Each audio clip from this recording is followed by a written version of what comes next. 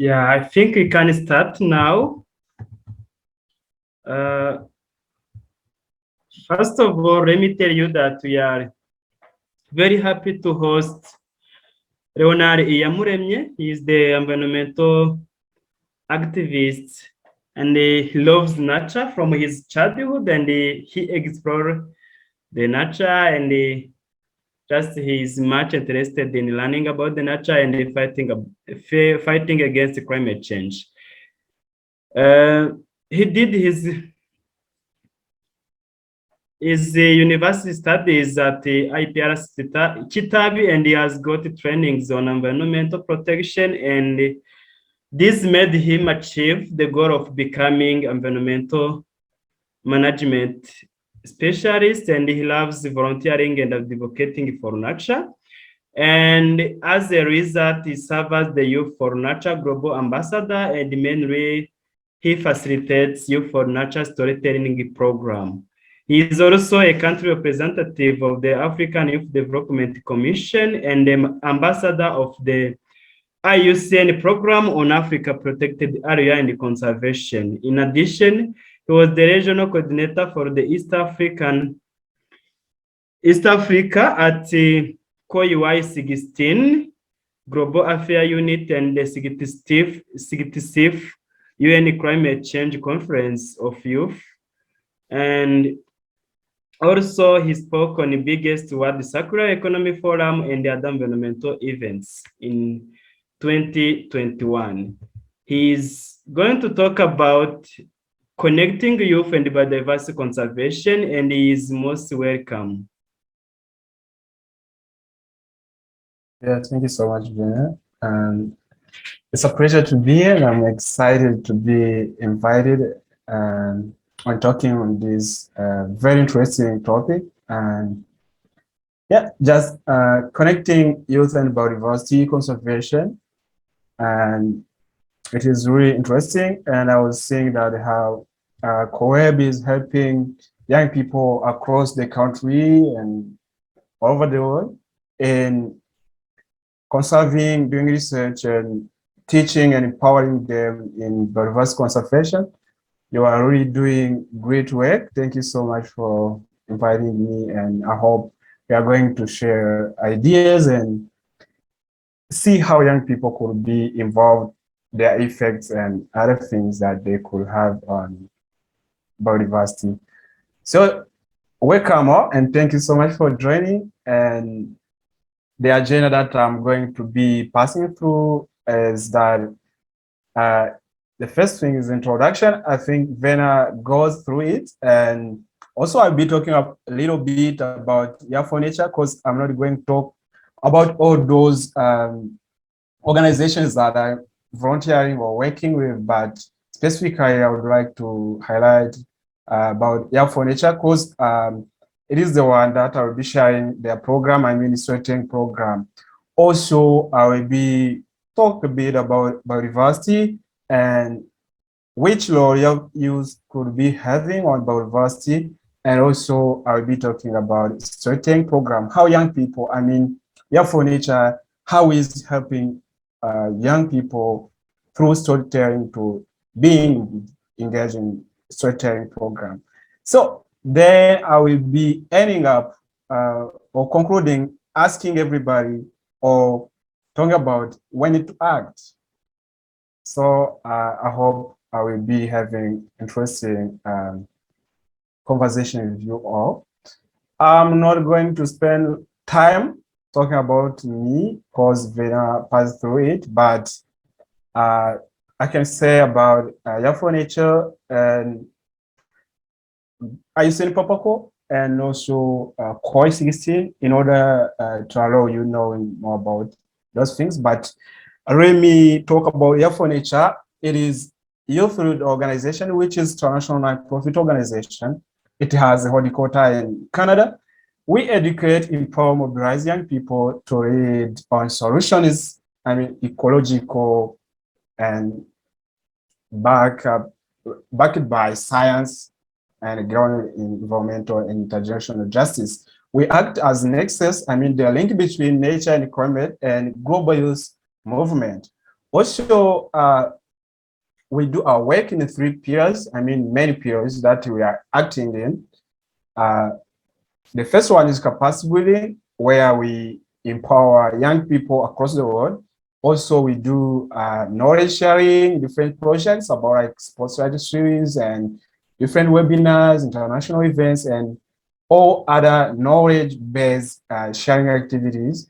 Also, we do have a very interesting program that I will be talking a bit, which is called the Certain Program. That's how we act at Health for Nature. And as Vena said, that global ambassador at Health for Nature. I mean, I stand for it here in Rwanda, just mobilizing young people. And we have a working team here in Rwanda that I lead. Also, I can talk about IUCN Papako. You all know that IUCN is an international union for conservation of nature, and Papako stands for Program on Africa and Protect the Area's Conservation. So what they do, they offer online courses, massive open online courses in different areas, but specifically on how we can conserve protected areas in Africa. But they do all those online. You can search for IUCN Papako and you can for different interesting courses that they have. Also, I sent for IEDEC, and yeah, I was reading COI 16. COI 16 is Conference of Youth. It is just go hands in hands with Conference of Party, I mean COP. COI 16 was held last year in Glasgow before COP. It is a youth conference that is prepared by young people, for young people, and implemented by young people. Back into our topic today, we are going to see how young people are linked or how they can be involved in biodiversity conservation. First of all, maybe someone could be not know about biodiversity, and I will be on that. Biodiversity is composed by 2 main words.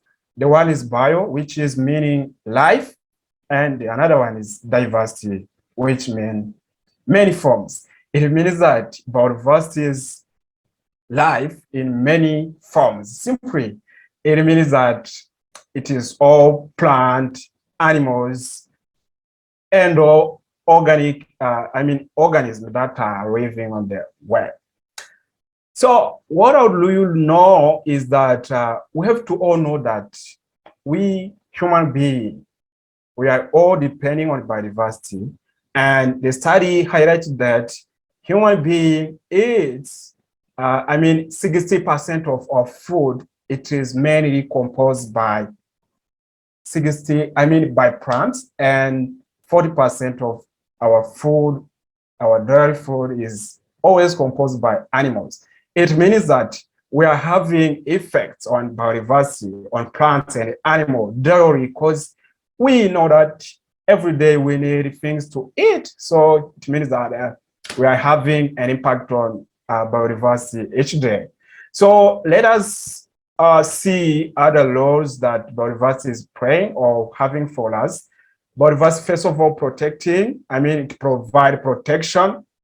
Yeah, we know that we need shelter, we need the houses and other things to hide from ourselves. Also, sometimes we need trees to strike, to stop or to break the wind and other storms so that they can just have negative impact on their life. Also, that trees, for example, they do protect our soil and other things.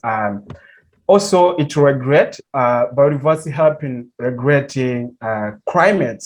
We all know that trees, for example, forests, are the major regulating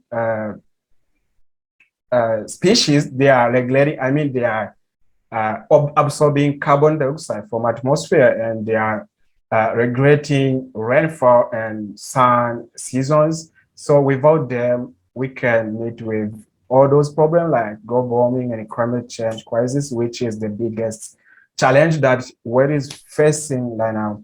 Also, biodiversity provide a lot of things for us: food, other things, medicine, water, everything that we need, biodiversity provided to us.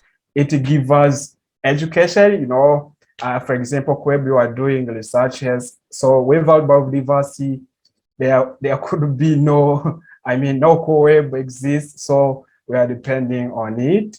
Cultural, also recreational. So we all know that there are people who are still having cultural, traditional ways of behaving or acting on biodiversity, plants, animals. Also, we all need to enjoy and have break and holidays on in forests and national park and enjoying nature in different biodiversity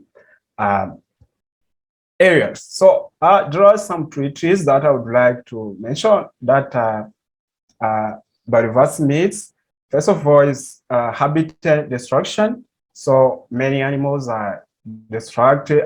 Their habitat are destructed. As you can see on the picture, we all know that people are burning forests and cutting out trees. So there are treaties to biodiversity. Also introduced species, the species that are introduced in biodiversity or nature.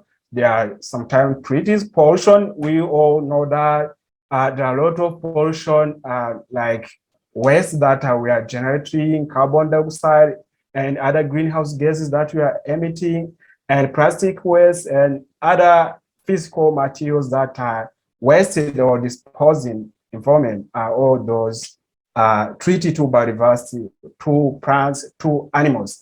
Overpopulation, I'll be talking about this, but overpopulation also is a big challenge to biodiversity because once the people are increasing diet, also their needs, demands for their daily livelihood is increasing. So it is a treaty over consumption of resources. We all know that if we are overconsuming, if we are over consuming, overusing resources, we are depleting biodiversity. Yeah, I was just impressed when I was reading on the website of CBD, Convention on Biodiversity, Biological Diversity. There was mentioning that every hour, 3 species disappear on the world. It means that in every hour, we lose 3 species. It could be trees, it could be animals. And every day, we miss up over 150 species are disappearing. So it is a big challenge from those, as a result of those treaties, that biodiversity are depleting species, wildlife are extincting daily. But that could be a result of some percentages are counted here. And they said that also it is CBD, website that I was referred to, 70% of terrestrial environment are depleted, are degraded. And also 60 billion tons of renewable energy and renewable resources are extracted globally each year. Imagine 85% of wetland, which was present in 1070, had been lost by 2000 years. In that year, 85% of the wetland that was existing before, there was been lost, there was been degraded by human activity. Up to 1 million species threatened with extinction, 5.9 million terrestrial species with insufficient habitat.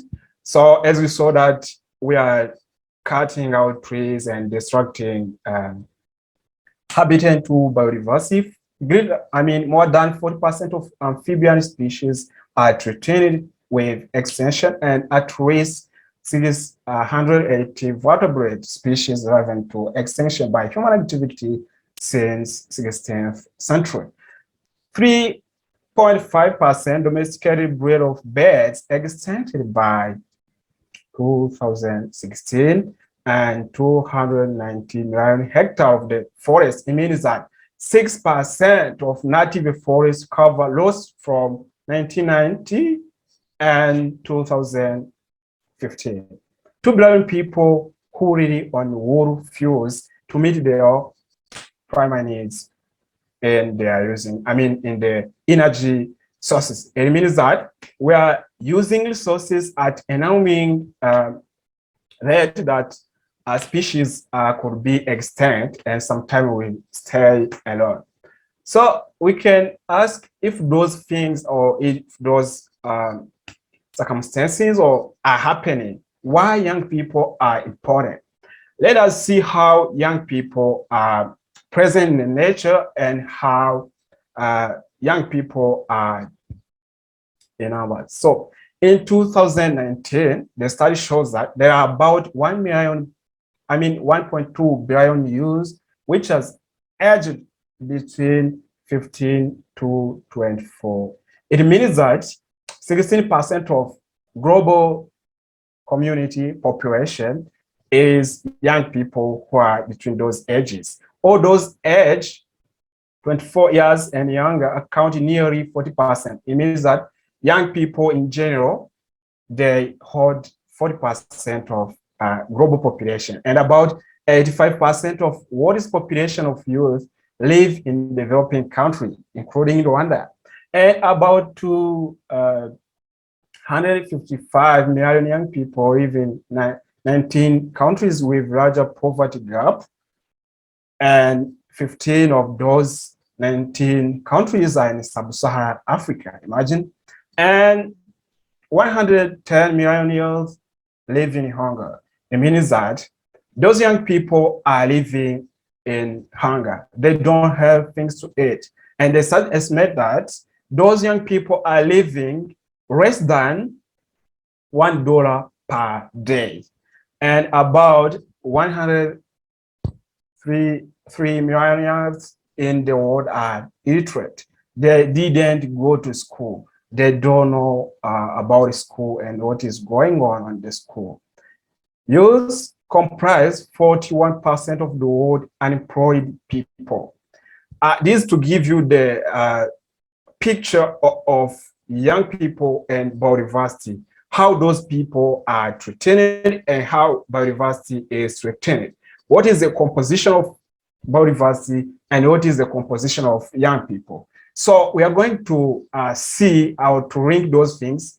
It means that if young people are the first, it could be they are the biggest generation. They are the biggest population part of the world's population. It means that they do have great influence, great impact on biodiversity. They need things to eat. They need shelter. They need crops. All those needs of that big generation, they are driven from biodiversity, from the environment. So young people, we are affecting biodiversity than any generation.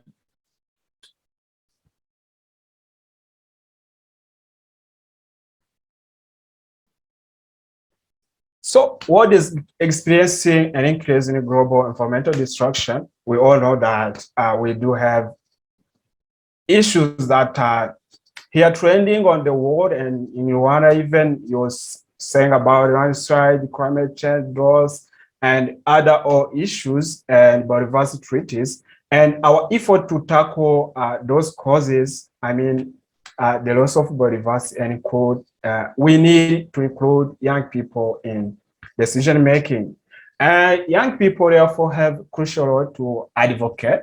It means that young people could be the one to advocate and participate and provide recommendations on adapting to shift in technology and industry with and ensure sustainability of biodiversity conservation. So young people could be playing great role. So the law also, young people could praise that they can change their lifestyle, how it affects the environment. So young people could be the one, as you saw, that they are the one who influence, who stress environment, who stress biodiversity, and they could be changing their mind, changing their lifestyle of how they affect environment. Also, they could adopt environmental friendly practices. You are going day by day, but you must know how you can live friendly with nature, because we will see how human being cannot live in harmony with the nature, because the presence of human being in biodiversity is the start of destruction.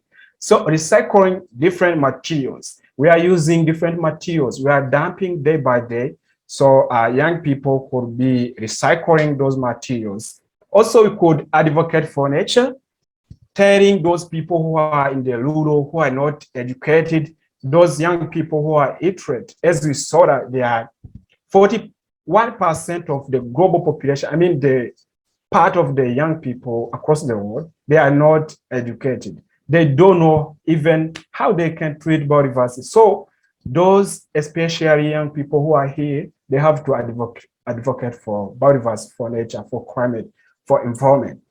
So they can also come up with innovative conservation projects. There are young people who are acting, who are bringing solutions, nature-based solutions, who are having good projects. They could be innovating and bringing those solutions.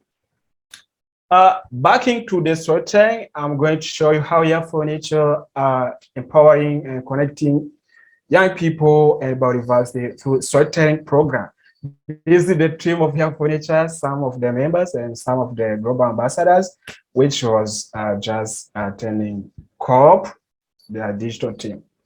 First of all, let me tell you about what is storytelling. Storytelling, it is a social cultural practices of telling stories, narrative. Story are literally everywhere. So everywhere you can find a story to tell.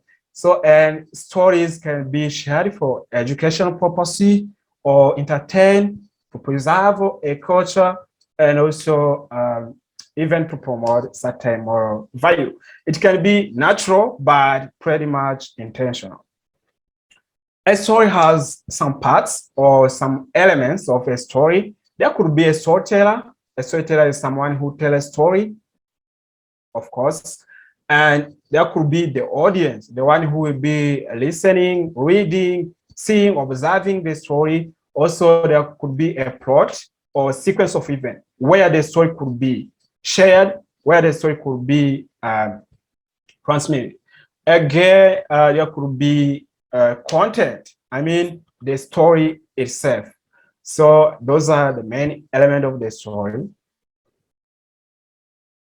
And why story is so powerful, especially for biodiversity conservation. Storytelling or a story is the charge of your own narrative. It means that in the story, it is the way of communicating your idea, showing up your project, and showing up what people could be doing and educating them. Also, it is a good way to communicate your idea. And also, story connects us to our past. You can learn from a lot of stories that have been told, and you can learn from the past. And also, it makes people to make sense, to think, and to analyze events. So why we need a storytelling at Young for Nature? There is need for informational example, biodiversity narrative, focused on hope and solutions. You have, if you have a story on your law and what solution that you are bringing to biodiversity, it is a good way to give to the community, to inspire other young people. Youth are experts. Again, young people, most of them are experts, and they are already reading ambitious on ground action. So it is a good way to communicate their on ground activities and their experiences with their audience. And again, youth face a gap in access to platform and resources. That's how young people, I mean, Young for Nature bring up a platform for young people across the world to share stories but related to nature, to biodiversity, and to environmental conservation. So we are here to support and amplify young people. Also, I'm going to talk about storytelling laboratory. I'm sorry. In this part, I'm going to show you how you can craft a story or how a story could be look like. A story can be have many formats, but you can choose the one that interests you. It could be a video, it could be graphics, it could be infographics, it could be photo, could be text, it could be multimedia, it could be art, but with specific message that you want to deliver to the community.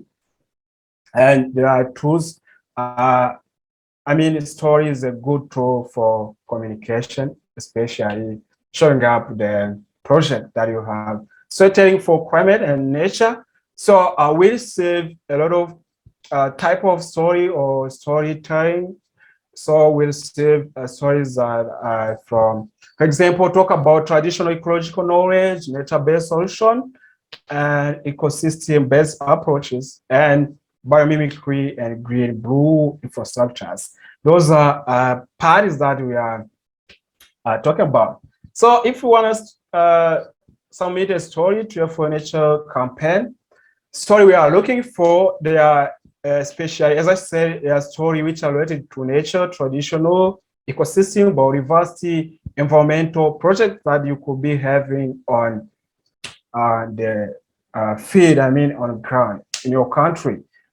Key criteria that TF Furniture, when you want to submit a story, we are looking at different criteria, but especially we look for young people who are older or young than 30 years. Stories could be personal or original, and story are original work of the creator. Story could be clear, connect to nature, climate crisis, biodiversity, and other environmental related stories. And story can be submitted in a variety of languages. Now we are submitting story in 7 languages, and I hope Kenya Rwanda will be coming up next year. And it is very important. So there is benefit for storytellers because we are empowering them and helping them to promote the projects that they do have. There are opportunities that we offer to them. There could be training, capacity building. Also, we give them access to events and platform, global and regional networking building, represent their furniture as country representative. And also, we give them financial support and through microgrant program. And again, sometimes we do have competitions about a specific core. I mean, like last time we had the calls like on the World Woman Day and World Biodiversity Day. On those special days, sometimes we do have call for stories that we mainly make people to compete, and the successful story got an award, and the empowerment and micro grant, I mean financial support to scale up their project. So if you'd like to be engaged in storytelling at Your Furniture, you could visit our website at yourfurniture.org/storytelling. Also, you can be connect through me, or you can follow us on social media. It's W4Nature on Facebook, Instagram, Twitter, and LinkedIn. We don't change the name. We always use those things.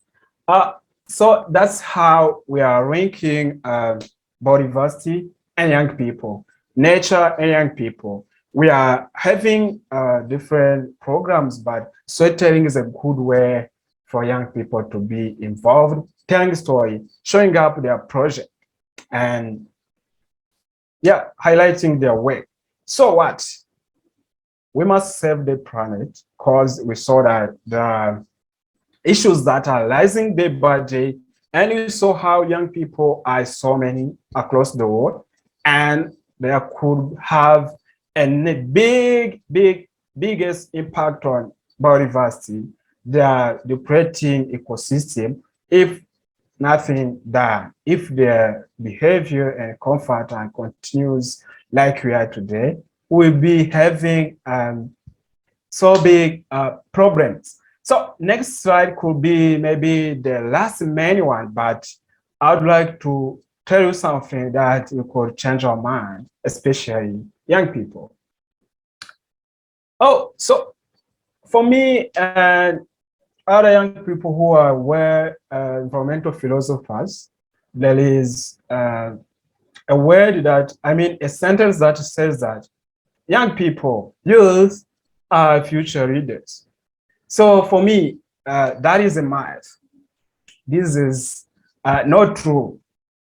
Because you know that if you have children, if you have your young sister, I mean, daughter and boy and other different young people, you couldn't say that you daughter, you son, go and sleep, you will start acting in the future because you will be having, I mean, energy.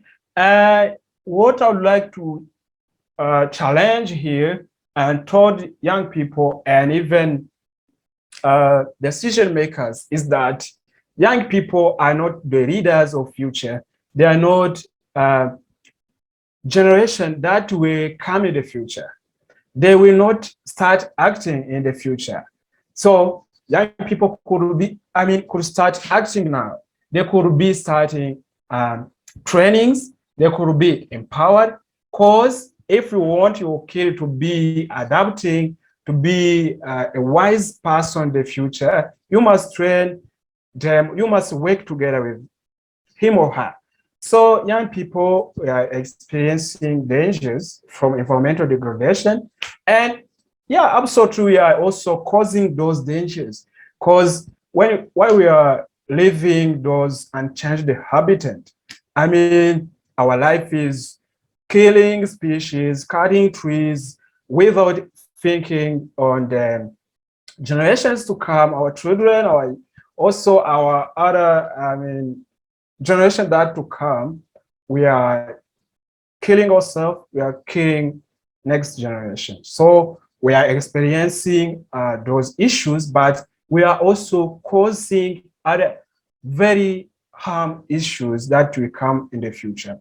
So young people could be heard, our voice could be heard, also our behavior, perceptions could be changed toward nature, toward biodiversity, toward plants, toward species, because most of young people are living without caring on nature, without caring on biodiversity. But we all know that each plant, each animal, any species, it was there, it was created for a purpose to make us living well. But most of the time we don't care. And even those who are in charge of protecting nature, who are in charge of teaching others, who are in charge of conservation management, they are sometimes careless. I remember I have a sad story. I remember when I was in one of the forests here in Rwanda, I was just moving with other conservationists, and it was just studying. And one person, accidentally we met with snake, and I was surprised to see one of the ranger say that, oh, let me come up, I'm going to kill this snake. So it was so sad for me to see someone who is in charge of protecting that snake, but saying, let me go to kill it. So you can imagine our behavior, you can imagine how we need to change. So also young people need special financial support for conservation projects because they are young people who has good projects on biodiversity conservation and nature in general, but the having access to financial support funding, sometimes it is hard because no one, to be honest, who believe in young people. So young people could be approached, involved in activities so they can be experts, so that they can be leaders of the projects and they can bring up innovative solutions. Finally, environmental education training needed to be available. I can say no, it is not available. I cannot say that environmental education trainings and other empowerment are not available, but they could be accessible to us.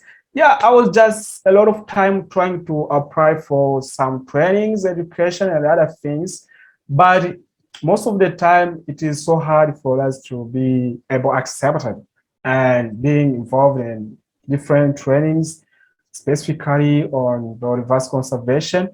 But in the end, you see that those who are in charge, I mean, those big fishes, I'm sorry to say that, they're the ones who are selected, but there could be a specific way to engage young people, to train them specifically, to empower them financially, so that they may come up with solutions. They may start acting now, not in the future, but they can start using their energy, because young people, they are the one who has energy, so they could be using their energy in their early age, not in the future.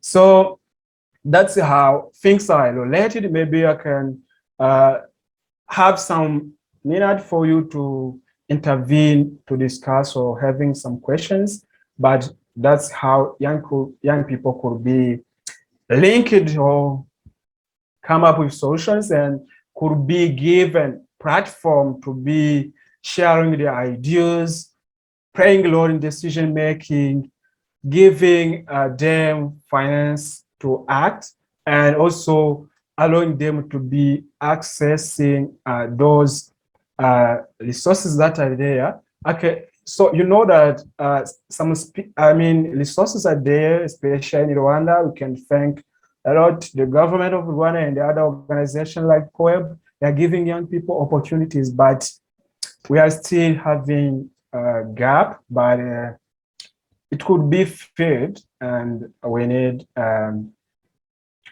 that empowerment, so that activities, our energy could be used, not wasted, and keep it for the future, because the climate will not wait the future. It is acting, it is affecting everybody now, not in the future.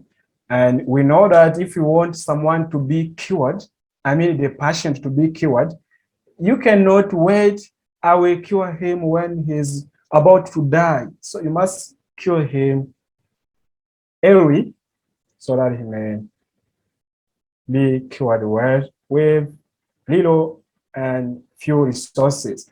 So thank you so much for following me, and thank you so much for being here.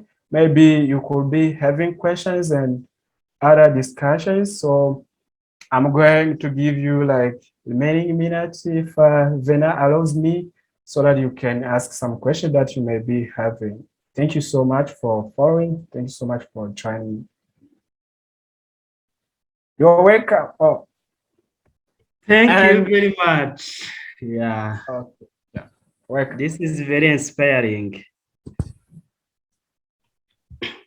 First of all, I would like to ask participants to post their questions and the comments in the chat room.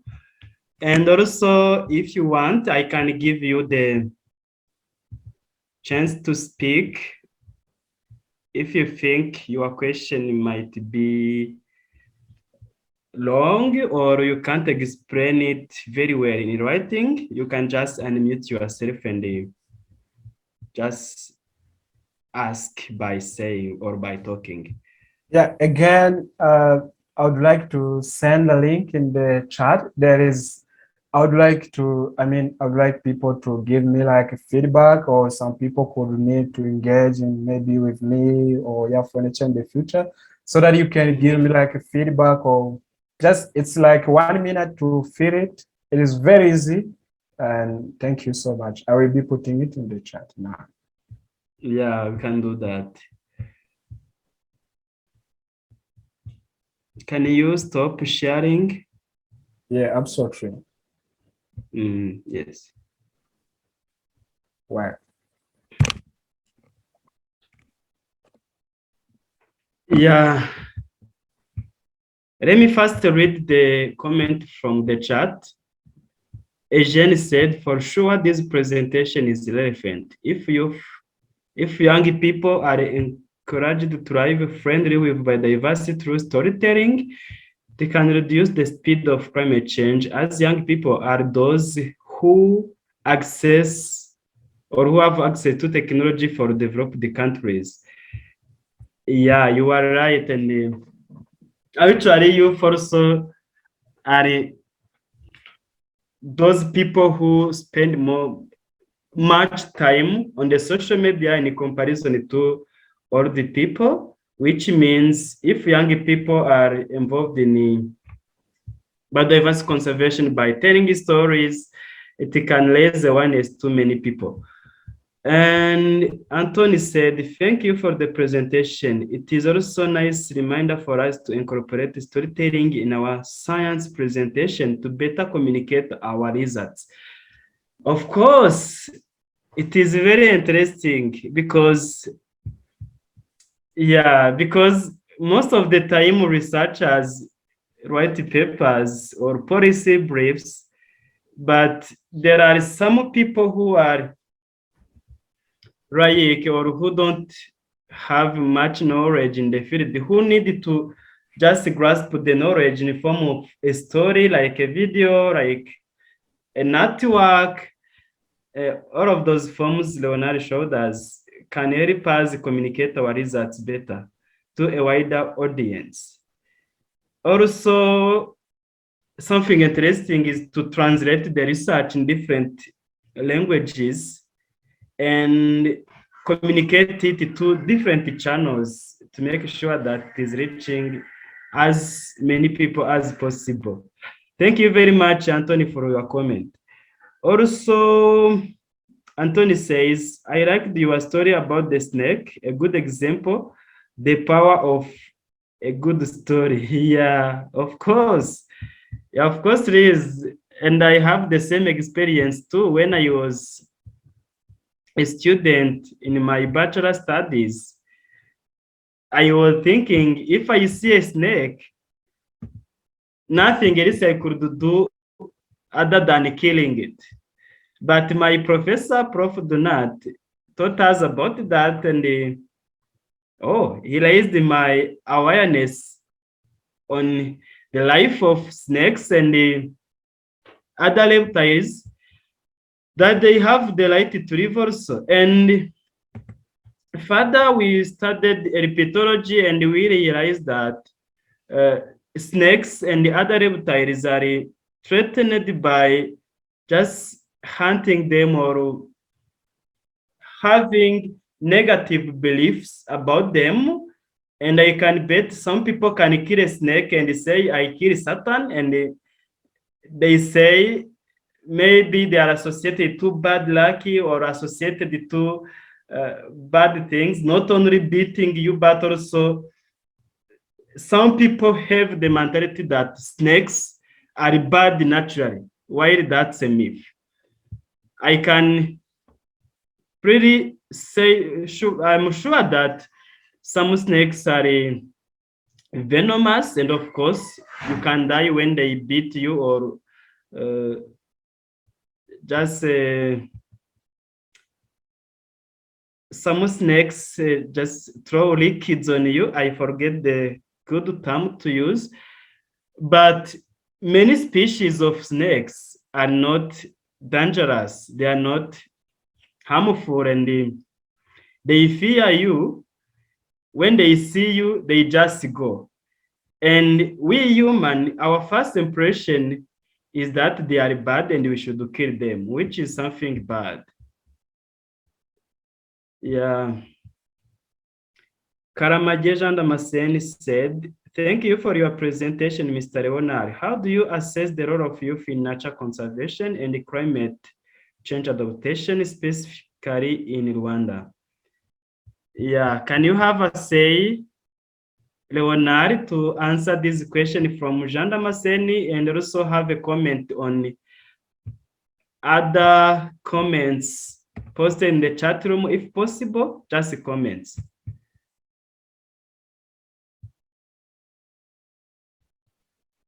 Yes, sure. Thank you so much, Paul, for your comments, and it's really exciting and interesting. And Yeah.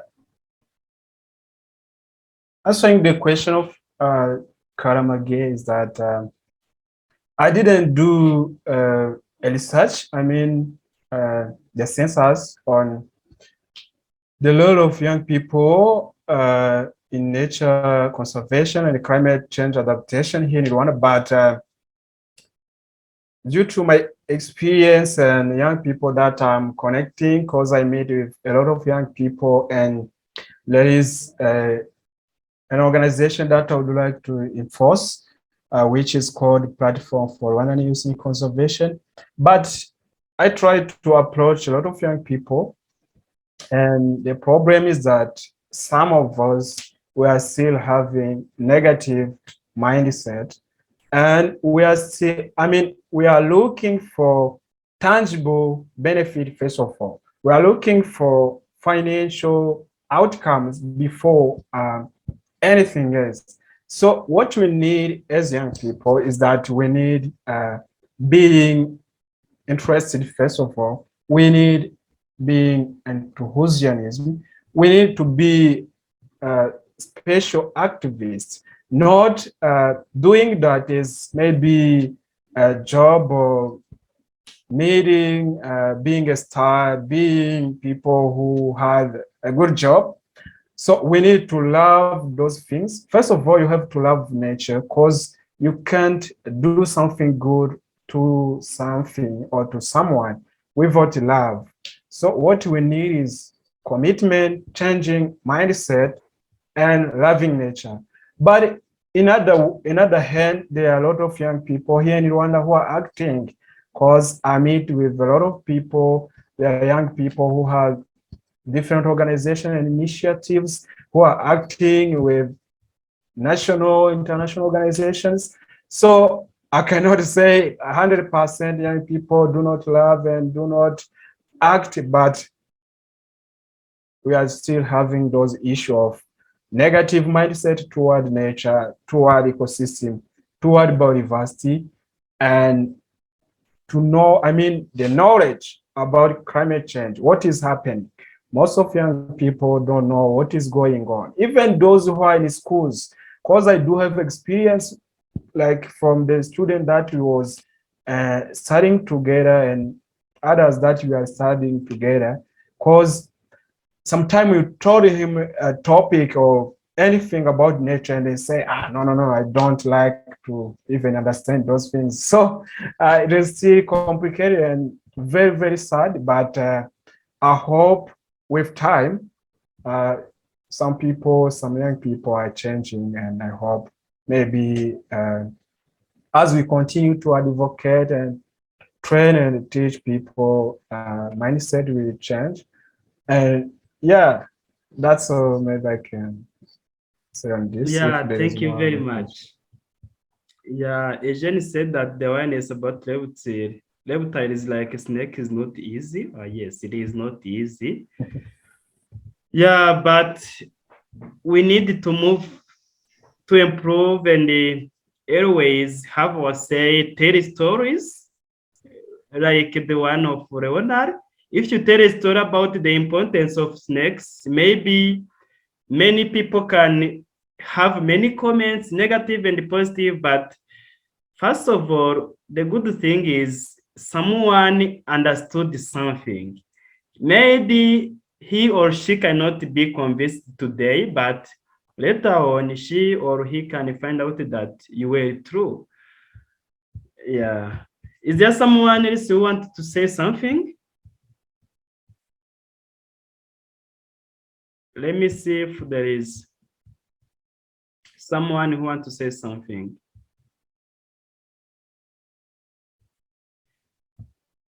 Yeah, I can see no one, but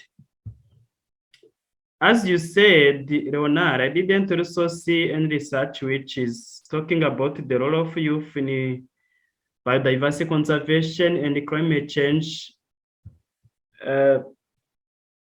adaptation in Rwanda. But maybe that's a research gap, and that's something someone can work on and explore how much youth is involved and see if That's how it is supposed to be, and also maybe see if it is sustainable, because of course we can have a generation which cares about biodiversity conservation and another generation which is not much doing the same job as the previous generation, while also the problem of climate change and biodiversity crisis is taking or is becoming worse every day. Of course, there is a progress. Some species are recovering, but some others are going extinct every day.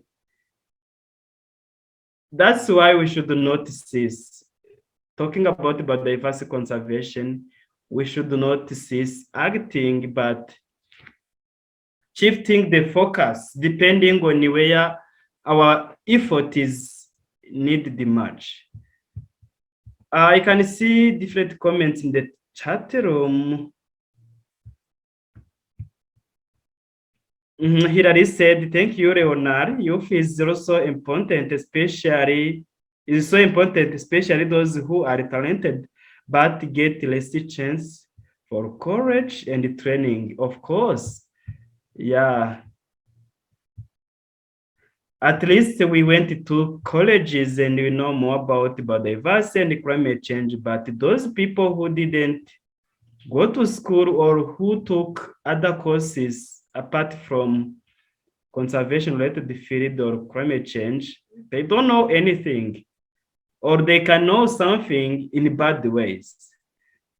That's why those people also need to know about biodiversity, about climate change, and how everyone can act. I can bet some people also think that the government is the one to do something about climate change and biodiversity conservation, while our daily lifestyle also can do something or can reduce something on our footprints.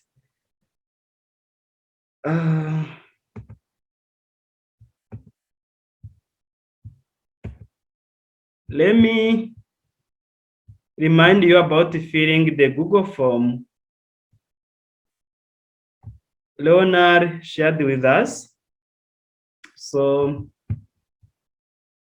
he gets the feedback. And as he said, it is not too long. It is like taking 1 minute, and that's why we can all feel it.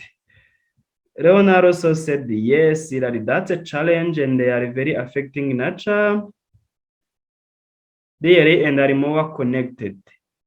Yeah. Thank you very much. I think you can close the seminar by here. Let's meet again next week on Wednesday. And I would like to ask you if you have to request you to approach me if you have a topic or research you want to share with us, or a story, as Ronald have been saying. Just approach me so I schedule you on our CB seminar series. We always have those series every Wednesday from 3 to 4 p.m. And also, if you can recommend someone to speak in this seminar, please notify me also so I can contact that person. Thank you very much for attending. Thank you, Leonard, for speaking to us. See you next time.